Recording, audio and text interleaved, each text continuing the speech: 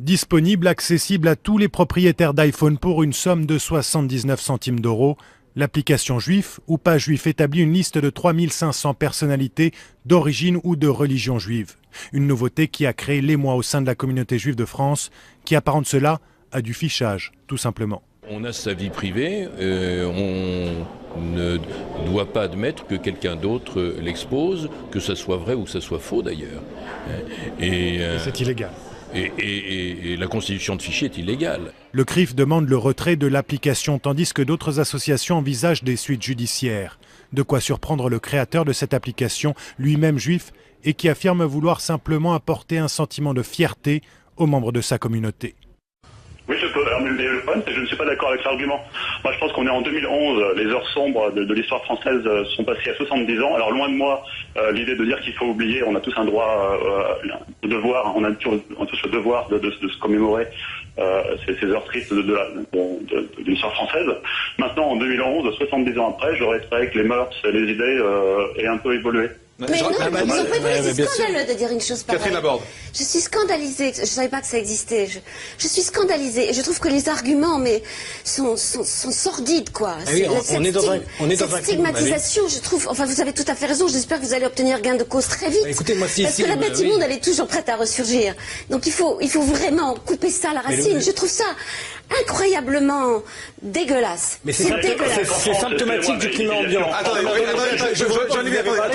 Jean-Olivier, allez-y.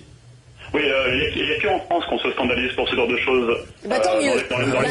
Tant mieux. Ça passe très bien.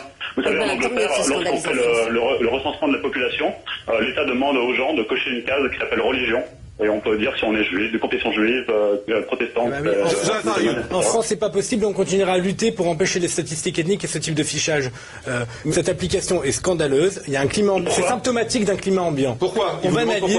On peut tout dire. Pourquoi? Parce qu'on banalise, on peut tout dire. On peut maintenant décider, alors que les gens ne l'ont pas voulu. C'est lui qui décide de déclarer quelqu'un de juif ou pas. D'ailleurs, en plus, en faisant des références que je trouve très douteuses. Mais peu importe. Ce qui compte, par contre, c'est que là, aujourd'hui, c'est une transgression de la loi. Et heureusement, la loi française aujourd'hui empêche ce type d'application. On va demander à Apple de le retirer très vite, sinon on va faire un recours en référé dès après-demain.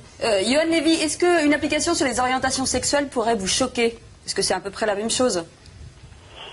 Non, je vois pas le lien entre... si, c'est la vie privée, et c'est les opinions et la vie privée, et la religion des gens que vous n'êtes pas censé dévoiler. C'est à peu près la même chose. Est-ce que ça pourrait vous choquer? Je ne pense pas que ce soit comparable, désolé. Aujourd'hui, comment vous définissez une personne qui est juive? C'est en fonction de quoi? En fonction de ses racines juives. Mais vous avez comment cette information? Tout est déjà disponible sur Internet. Il n'y a absolument rien de nouveau. Mon application, la seule nouveauté, c'est qu'elle soit sur un support qui est l'iPhone. Mais vous vérifiez ou pas les informations? Autant que je peux. Il y a 3500 noms, j'en ai vérifié autant que je pouvais.